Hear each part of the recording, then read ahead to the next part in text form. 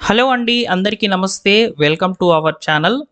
AP cabinet ఆధ్వర్యంలో మే నెలకి సంబంధించిన కొన్ని ముఖ్యమైన పథకాలకు సంబంధించి గ్రీన్ సిగ్నల్ అయితే రాబోతున్నట్లు తెలుస్తోంది. అయితే ఇక్కడ ముఖ్యంగా ఈ 3 పథకాలనేటివి ఎవరెవరికి రావడం జరుగుతుంది, ఎవరెవరికి ఎంత లబ్ధి చేకూరబోతుందో నేను మీకు క్లియర్‌గా అయితే ఈ వీడియోలో చెప్తాను. ముఖ్యంగా మహిళలకు సంబంధించి, విద్యార్థులకు సంబంధించి, రైతులకు సంబంధించి, అలానే కొత్త పింఛన్లకు సంబంధించిన అప్డేట్స్ అయితే ఉన్నాయన్నమాట. ఈ 3 రకాల పథకాలలో. సో, వివరాలన్నీ కూడా క్లియర్‌గా తెలుసుకుందాం. ఫస్ట్ టైం మీరు మన ఛానల్ చూస్తున్నట్లయితే సబ్స్క్రైబ్ చేసుకోండి. లేటెస్ట్‌గా గవర్నమెంట్ విడుదల చేసేటువంటి ప్రభుత్వ పథకాల అప్డేట్స్ నేను వెంటనే మీకు ఈ విధంగా వీడియోస్ రూపంలో తీసుకురావడం జరుగుతుందన్నమాట. ఇక లేట్ చేయకుండా డైరెక్ట్‌గా టాపిక్‌లోకి అయితే వెళ్ళిపోదాము. మా టెలిగ్రామ్ ఛానల్‌లో జాయిన్ అవ్వండి. వీడియోకి లైక్ చేసి వెళ్ళండి.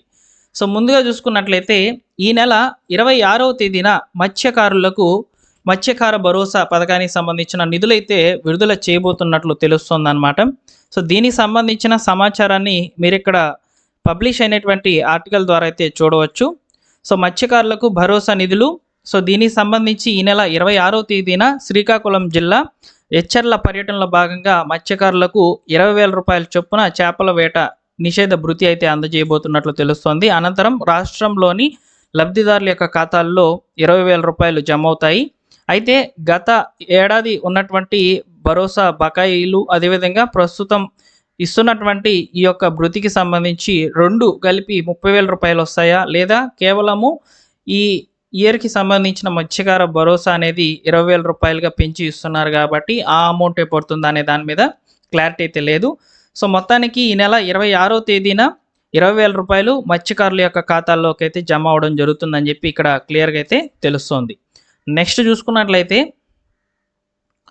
సో, నేను మీకు చెప్పినట్లుగానే ఇక్కడ చూడండి, ఒక చిన్న ఇన్ఫర్మేషన్. మీరు దీనికి సంబంధించిన క్లూ అయితే నేను ఇక్కడ డిస్ప్లే అయితే చేస్తున్నాను, చూడవచ్చు. 89,000 మందికి కొత్తగా స్పౌస్ పెన్షన్లు. వీటికి సంబంధించి మే నెలలో అయితే అప్లికేషన్స్ అనేటివి జరగబోతున్నాయండి. క్యాబినెట్ వీటి మీద చర్చలైతే ఖచ్చితంగా జరుపుతుంది. సో, ఈ నెల 28వ తేదీన క్యాబినెట్ మీటింగ్ అనేది జరగబోతుందన్నమాట. ఇందులో భాగంగా సో, ఈ యొక్క జూలై నెలలో తీసుకోవాల్సినటువంటి కొత్త పింఛన్లకు సంబంధించి, మరియు ఈ జూన్ నెలలో ఇవ్వబోతున్నటువంటి కొత్త పింఛన్లకు సంబంధించి అప్డేట్స్ అయితే విడుదల చేసే అవకాశం అయితే ఉంటుంది. ఇక్కడ ముఖ్యంగా మే నెలలో అయితే దరఖాస్తులు అనేటివి తీసుకోబోతున్నారు. సో, అవి ఎవరి గురించి అంటే 89,000 కొత్తగా స్పౌస్ పెన్షన్లకు సంబంధించి మేలో దరఖాస్తులు స్వీకరించి జూన్ 1న పింఛన్లు అయితే అందించనున్నారని చెప్పి ఇక్కడ ఒక బాక్స్ బ్లూ కలర్లో ఉంది కదా, దీనిలో చెప్పున్నారు చూడండి, మీకు స్క్రీన్ మీద అయితే కనిపిస్తుంది. 2023 డిసెంబర్ 1 నుంచి స్పౌస్ పెన్షన్ కేటగిరీ పింఛన్ను మంజూరు చేయాలని నిర్ణయించిందనమాట. ఇప్పటికే అందినటువంటి సమాచారం ప్రకారం అంటే 2023 తర్వాత దాదాపు ఇప్పుడు లాస్ట్ మంత్ వరకు ఈ యొక్క భర్త మరణించినటువంటి స్త్రీలు ఎవరైతే ఉన్నారో వారికి వితంతువుల పెన్షన్ల కింద అయితే స్పౌస్ పెన్షన్స్ అనేటివి అమలు చేసేందుకు ప్రభుత్వం అయితే సిద్ధమైనట్లు తెలుస్తోంది. ఆల్రెడీ భర్త వృద్ధాప్య పెన్షన్ కనుక తీసుకుంటూ ఉండినట్లయితే ఆయన 2023 డిసెంబర్ 1 తర్వాత నుంచి ఎవరైతే భర్త మరణించినటువంటి స్త్రీలు ఉన్నారో వారికి మాత్రమే ఈ యొక్క పెన్షన్లు అనేటివి రావడం జరుగుతుంది. మేలో అప్లికేషన్స్ అనేటివి జరుగుతాయి. నేను మీకు తప్పకుండా అప్లికేషన్ ప్రాసెస్ ఫుల్ డీటెయిల్స్ అనేటివి చెప్తాను. తర్వాత జూన్ నెల 1వ తేదీనైతే కొత్త పెన్షన్ల లిస్టులోకి వీళ్ళని చేరుస్తారు. దాదాపు 89,000 మంది అయితే ఉన్నట్లు లెక్కలైతే చెప్తున్నారండి అధికారులు. అలానే జూలైలో కొత్త పెన్షన్లు అనేటివి ఉండబోతున్నాయి. అంటే జూన్ నెలలో రిమైనింగ్ ఉన్నటువంటి పెన్షన్ల మీద ఈ యొక్క అప్లికేషన్స్ అనేవి జరుగుతాయి. అందులో 50,000 రూపాయల పెన్షన్లు, అదేవిధంగా ఈ యొక్క దివ్యాంగ పెన్షన్లు, వికలాంగుల పెన్షన్లు, మెడికల్ సర్టిఫికేట్ బేస్ చేసుకొని వచ్చేటువంటి పెన్షన్లు, పారాలసిస్ పెన్షన్స్, ఇలా చాలా ఉంటాయన్నమాట. వాటి మీద సపరేట్గా అయితే మనము తెలుసుకుందాం. మే నెలలో మాత్రం ఖచ్చితంగా పెన్షన్లకు సంబంధించిన అప్లికేషన్ జరుగుతాయనే దానికి ఇదే ప్రూఫ్.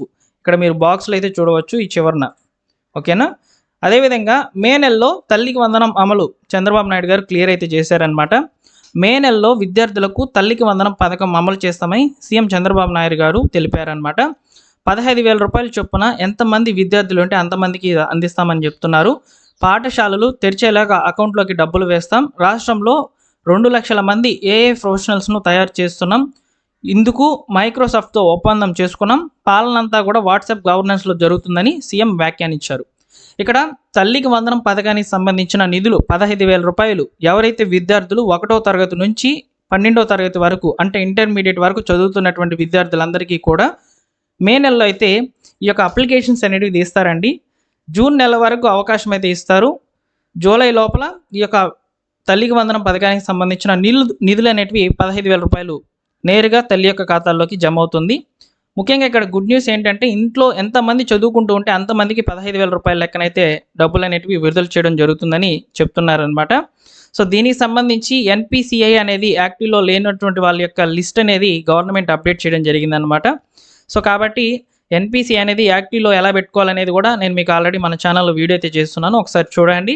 తల్లికి వందనం పథకానికి సంబంధించిన ప్రాసెస్ అనేది మే నెలలోనే ప్రారంభం అవుతుందనే దానికి ఇక్కడ ప్రూఫ్ అయితే ఇదేనమాట. సో నెక్స్ట్ వచ్చేసి రైతులకు సంబంధించండి. సో రైతులకు సంబంధించి ఈ యొక్క అన్నదాత సుఖీభావ పథకానికి సంబంధించి కూడా ప్రాసెస్ అనేది మే నెలలోనే జరగబోతుందన్నమాట. అయితే అన్నదాత సుఖీభావ పథకానికి సంబంధించి ముఖ్యంగా ప్రభుత్వము కొత్తగా రిజిస్ట్రేషన్స్ అనేవి తీసుకునేందుకు అవకాశం అనేది ఉండబోతుంది. అయితే కొత్తగా రిజిస్ట్రేషన్స్ అనేవి ఏ విధంగా తీస్తారంటే, సో రాష్ట్ర వ్యాప్తంగా ఉన్నటువంటి రైతులు ఎవరైతే ఈ యొక్క కౌలుదారు రైతులు, సొంత భూమి కలిగినటువంటి రైతులు అందరికీ సంబంధించి రిజిస్ట్రేషన్స్ అనేటివి తీసుకుంటారనమాట. ఆల్రెడీ ఉన్నటువంటి రైతుల యొక్క డేటాను అన్నదాత సుఖీభావ పథకం అనే వెబ్ పేజ్కి అయితే లింకప్ చేస్తారు. సో లింకప్ చేసి ఈ యొక్క పథకానికి సంబంధించిన నిధులను ప్రభుత్వము 20,000 రూపాయలకి అయితే అందిస్తామని చెప్పింది. కేంద్ర ప్రభుత్వం నుంచి వచ్చేటువంటి పిఎం కిసాన్ నిధులను కలగలుపుకొని మరియు రాష్ట్ర ప్రభుత్వం ఇస్తున్నటువంటి నిధులను కలగలుపుకొని మొత్తంగా 20,000 రూపాయలను 3 విడతల సాయంగా అయితే అందిస్తామని చెప్పింది.